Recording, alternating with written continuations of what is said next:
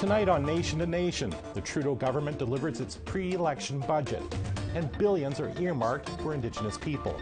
It is a significant step in a very long path that we call reconciliation, and so no one should question this government's dedication. But is the Trudeau government over-promising? The bigger issue with this government is actually they make a lot of promises. Do they actually follow through in terms of the promises made, promises delivered? The budget didn't hit all the marks, especially on housing, and it's a problem not going away. Housing is of critical importance, and we're not seeing really from this government any attempt to seriously address the problem. Hello, I'm Todd Lamoran, and welcome to Nation to Nation. Earlier this week, Finance Minister Bill Morneau announced his pre-election budget. It contained $4.5 billion in new spending on Indigenous people. And annual spending on First Nations, Métis and Inuit will reach over $17 billion by 2020-21. In fact, the federal government declared the 2% cap on funding, instituted over 20 years ago, to be officially dead. APTN National Chief Perry Bellegarde and the Manitoba Métis Federation expressed their support for the budget, while others said there are still shortcomings. To discuss it further, we're joined by our panel of MPs. So I want to welcome to Nation to Nation, our usual panelist, Parliamentary Secretary for Crown Indigenous Relations, Mark Miller, welcome. Conservative Shadow Minister for Indigenous Affairs, Cathy McLeod, and Peter Julian, the NDP finance critic. Welcome to Nation to Nation. Thank you. Ms. McLeod, I'll start with you today. The part of the budget dealing with Indigenous peoples is called Closing the Gap, and in the second paragraph there on Chapter 3, it says the 2% gap is now history. So has the Liberal government taken the right approach in this budget for Indigenous people? You know, the bigger issue with this government is actually they make a lot of promises. Do they actually follow through in terms of the promises made, promises delivered? So, you know, you look at the rights and recognition framework, we look at the infrastructure money, very, very slow to get out the door. So you know, great promises. I think, you know, certainly Indigenous communities probably greet the funding with, welcome the funding announcements, but really, I've seen too many times that they have made promises and just not delivered. Mr. Julian, of course, your colleague, talking about infrastructure, your colleague Charlie Angus has been a champion of the mold crisis in the Cat Lake First Nation. Of course, there was no new or increased, I should say, infrastructure spending, especially on housing. What do you say about that? That is tragic. And Jagmeet Singh and I held a press conference the week before the budget to make that call out to have Indigenous communities involved in the elaboration of a housing plan that actually addresses what is a chronic negligence on Indigenous communities across this country. I mean, the Prime Minister went up to Iqaluit to apologize for the TB epidemic and how Inuit were treated, but the reality is he provided virtually no funding for housing that is one of the chronic aspects of how these epidemics can spread. And so housing is of critical importance, and we're not seeing really from this government any attempt to seriously address the problem. And when we look at the budget overall, though I'm very happy about the boil water advisories, finally the funding is being put into place for that, and you can be sure that the NDP will be pushing the government to make sure it's actually spent and implemented so we finally get to the end of that tragedy. But in a whole host of other areas, funding is just not being available, and we can't get to true and meaningful, lasting national reconciliation if the funding is not there to support the investments that need to be made. Mr. Miller, your reaction, especially where was the money for funding? Well, look, I think no one should housing, I should say. No one should be satisfied in this country until we've closed the gap that you mentioned previously. This budget, if you include, you said 4.5 million, but it goes to 8 if you include all things Indigenous in the budget. It's 20% of the new spending that we've announced. It is a significant step in a very long path that we call reconciliation, and so no one should question this government's dedication. We've heard this silly questioning over the last couple of weeks. You need to look at 2016, 2017, 2018, and now the 2019 budget. and you look at the consistent investment of this government into Indigenous peoples, into well-being, into nationhood. And so I'm very, very proud of this budget. Canadians, Indigenous peoples should be very proud of this budget. Of course, when you ask about being satisfied, you need to look at the gap that still exists, and that still needs to be addressed, and we need to address it as a nation. But to see what's been going on in the last few days in Parliament, to see the absolute, well, children behave better than what's been going on in Parliament the last few days by the Conservative government, because there's been some banging on tables, some theatrics. Wholeheartedly. The chair, we probably should have thrown these people out of Parliament because they acted in an unparliamentary fashion, stalling essential legislation like child and family services. I give a lot of credit for Kathy showing up today, but she needs to reckon with her own party members to address their issues in government. Sorry, we're not here to talk about your behavior with the Justice Committee. We're here to talk about important things for Indigenous people. So stay out of that other stuff. So we should stay. We should yes, stay and talk about absolutely. Indigenous legislation. You're right. We should. I'll I'll give you a brief word on this. Yes, just that this government last November, at a drop of a hat, was able to put $14 billion into very, very wealthy, rich corporations. Just a massive series of tax cuts. We've seen with the Trans Mountain Pipeline, despite the fact that as a major it overrides Indigenous rights in so many ways. They're spending $15 billion on Trans Mountain. And so when you look at all of that, you see a government ready to make all these expenditures, but not addressing chronic issues that the Indigenous communities have been raising for years. And I find that tragic. Mr. Miller, leadership will tell you, even Perry Bellegarde, who's basically supported the budget, still believes more has to be done to fix housing. Is this something we have to wait for after the election in October? This budget and the previous budgets, now invite my colleagues here to read it more carefully, because I think their views would change dramatically if they were to pay attention to it, is an incredible step forward in investing in First Nations, in Indigenous, in Métis, in Inuit peoples, in the priorities that they've identified. And clearly housing is one of them.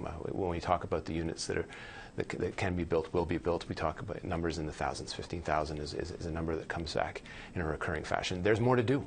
There is a consistent underfunding. And I would like, in the next election, to see my colleagues come out and see if they will undertake to invest heavily. I doubt you will hear it from the Conservatives. You may hear the promise from the NDP, but they'll have to have the numbers to back it up. We have successive budgets from 2016 to 2019 that support it, and there's proof that's in the pudding in this one. So I'm actually very proud of this budget, and again, am I satisfied? I think that's the wrong question. I don't think Canadians should be satisfied until that gap is closed.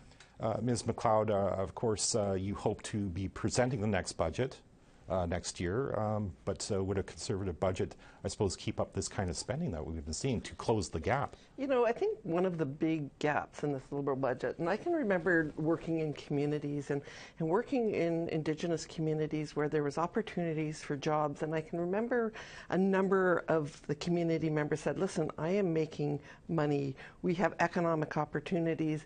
They had their parcel of land and they were delighted to build their own homes. We have in Nova Scotia, we have communities that have really good economic opportunities, and they're giving their band members, they're saying, here's money, you can build on a reserve, or you can perhaps go to Halifax. What they completely neglect in their budget is moving forward and moving the barriers for economic success. So, you know, we do need to do things in terms of, you know, poverty, we do need to do things in terms of water systems, but really what's most important, I think, for all these communities is to say, we don't even want you anymore, federal government. We have opportunities, whether it's through revenue resource sharing, didn't hear a word about that, didn't really hear much in terms of opportunities for communities to take, as I say, advantage of the many opportunities that they should. Mr. Julian, I'll give you the last word on this segment. I imagine you disagree that a completely conservative approach when it comes to resource development and more money, say, for entrepreneurship. I think there was only, say, $9.9 million set aside for that, for example, in the budget. Would you, I guess, I'm assuming you disagree with what Ms. MacLeod just said. We believe that if we're talking about true national reconciliation, that we have to make sure that there is that right of consent that is a principle that is enshrined in resource development. We haven't seen that with either the Conservatives or the Liberals. And so that is a fundamental problem. And just addressing the budget again, it's the Indigenous kids that are being shortchanged by the refusal of the Liberal government to invest in housing. As a consequence of colonialism, what we see is appalling substandard housing in Indigenous communities and schools that are profoundly underfunded. And yet the federal government just does not seem to be willing to undertake the necessary investments that need to happen. If we're going to reverse colonialism and put in place reconciliation, it takes investments. Unfortunately, Jagmeet Singh has spoken to that issue, as have Indigenous members of Parliament like Romeo Sagnash and Georgina Jollybois. These are important messages that Parliament needs to take into consideration, the Prime Minister needs to understand. Okay, we'll have more to discuss about this after a short break. Please stay with us.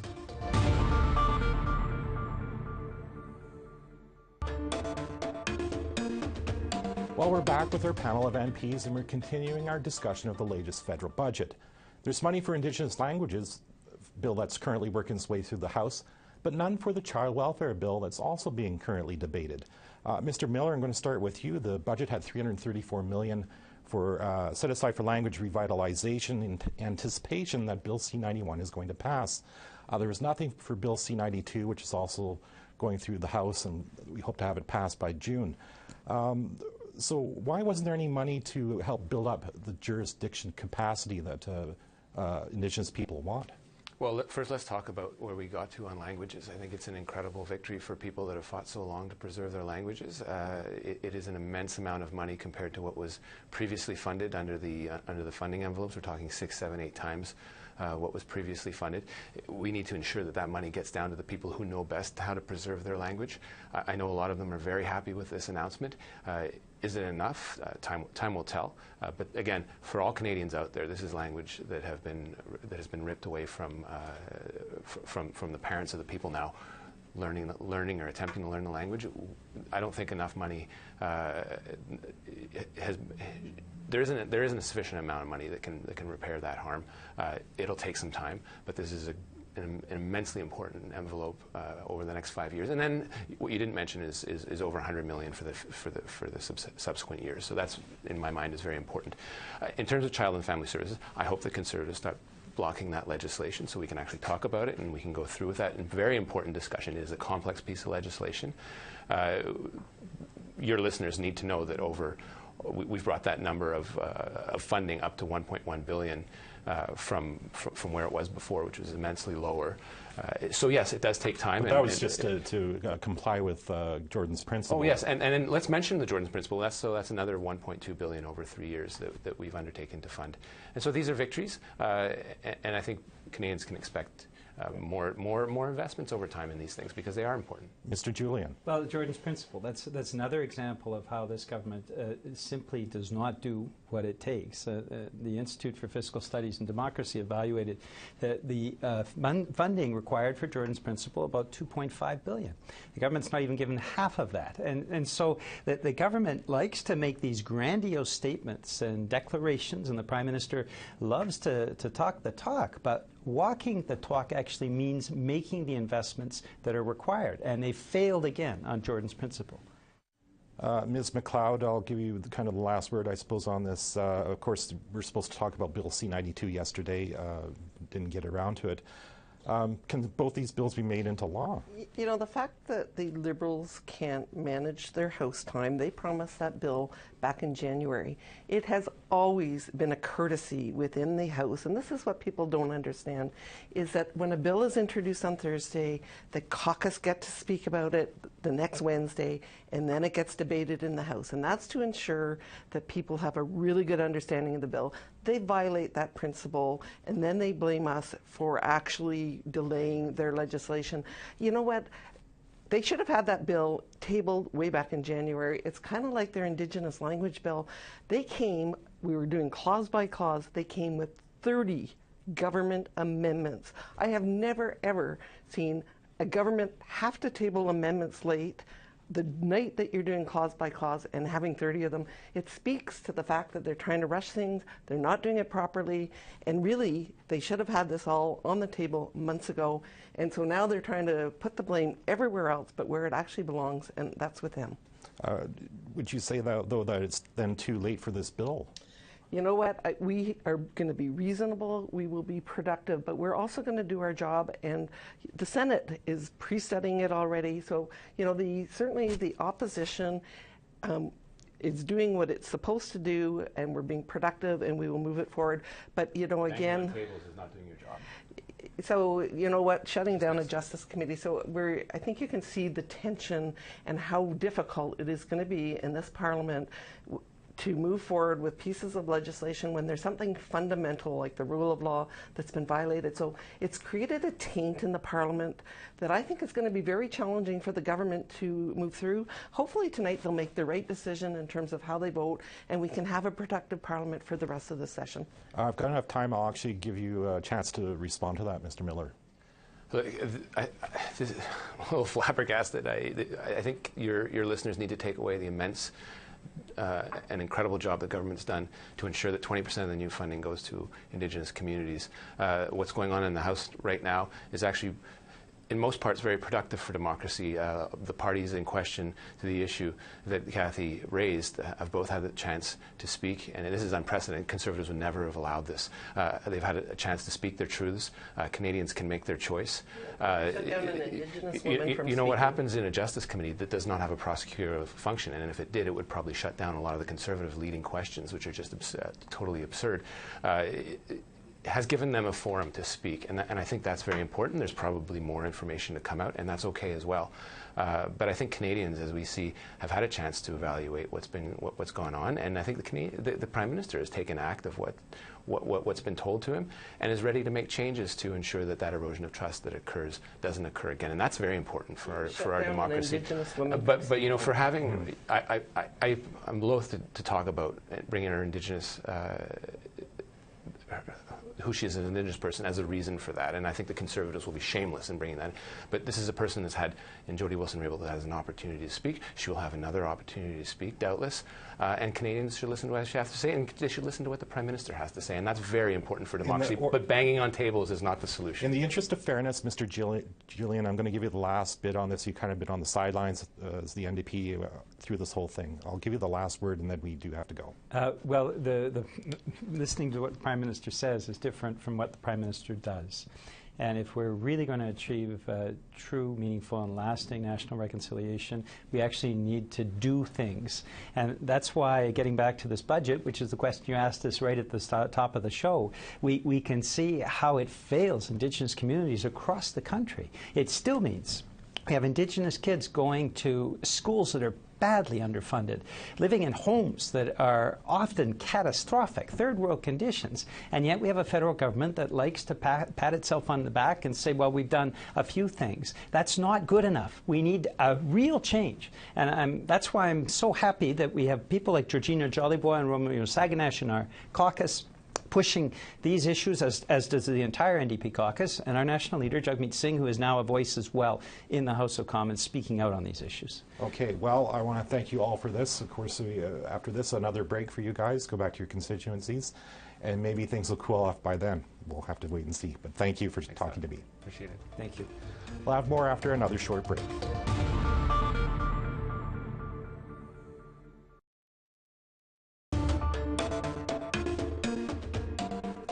Welcome back. Other stuff has been happening in Ottawa that's not budget or scandal related. The Indigenous Languages Act, Bill C-91, continues to be fast-tracked. In a rare move, the Senate Committee on Aboriginal Peoples is doing a pre-study on the legislation, despite the fact the bill is yet to be passed over to it from the House of Commons. At 2 meetings this week, several witnesses gave testimony. Yesterday, the president of the Inuit Tapiri Kanatami, Natan Obed, detailed why the Inuit do not support the bill. He told the committee that 2 years ago he brought up making Inuktitut an official language in the Inuit homeland to the Department of Canadian Heritage. He told them he wanted official status in order to deliver services to people in their language. The Department of Heritage and the minister didn't bat an eye and didn't say that is not possible. Here we are today without an Inuktitut section and without any consideration for official language status of Inuktitut within Inuit Nunangat or service delivery beyond what already exists in this country in Inuit Nunangat for Inuktitut speakers. The Inuit pulled out of co-development last August and began negotiating amendments to Bill C-91 with Canadian Heritage. Nova Scotia Senator Mary Coyle asked how those negotiations were going.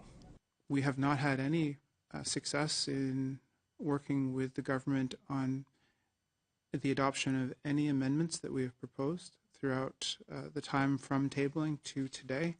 We have had many conversations with Canadian Heritage, and those are ongoing, but I don't have any positive progress to report on the government's willingness to change the legislation from the amendments that it made from first and second reading. On Monday, Métis National Council President Clem Chartier expressed his unconditional support for the bill. He does recognize the Inuit concerns, but wants C-91 passed. They should have, recognition of their language, and they should have service, in their language. So we're fully supportive of that. Thank you. At the end of the day, we do need, however, to have a foundation from which to work. And hopefully amendments that are required by Indigenous peoples can be accommodated. But my caution is that we need to start somewhere. We need a foundation. Jocelyn Formsma also presented on Monday. She represented Canada's Friendship Centres, saying they're key to delivering language to urban people. We're providing language programming, and we will continue to do so because we are accountable to the communities, the Indigenous communities that own and operate our centres on shoestring budget. We offer ourselves as a mechanism. Urban Indigenous people hold a strong connection to their identity while navigating ways to maintain cultural connections outside of their communities, and increasingly within the urban Indigenous communities they are part of or have created.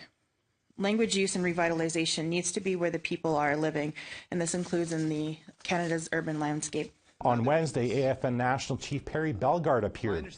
He told the Senate committee he doesn't think friendship centres have the capacity to take on this work. Instead, cultural centres should be expanded. Senator Sandra Lovelace-Nicholas expressed her concerns about having provinces being brought on board. Bellegarde disagreed and used British Columbia as an example, where they budgeted $50 million for Indigenous languages. If BC can do it, why can't the other ones? This is a federal piece of legislation, and it's geared toward the federal government providing those resources at that federal government level. The provinces at some point should be taken to task as well. Only because, again, we have a lot of First Nations children in provincial school systems. Bellegarde said C-91 was not perfect and needs amendments, but wants it passed first. June is fast coming, and I always have this sense of urgency, to get things passed, and two words stick on my mind at all times: royal assent. And I'm very mindful of the potential opportunity that may be missed if we try to seek the perfect piece of legislation. That's our show for this week. Next week, we're hoping to have the Premier of Nunavut drop by. In the meantime, if you missed any part of tonight's show, you can check out our podcasts. Go to aptnnews.ca/podcast. I'm Todd Lamoran. Thanks for watching.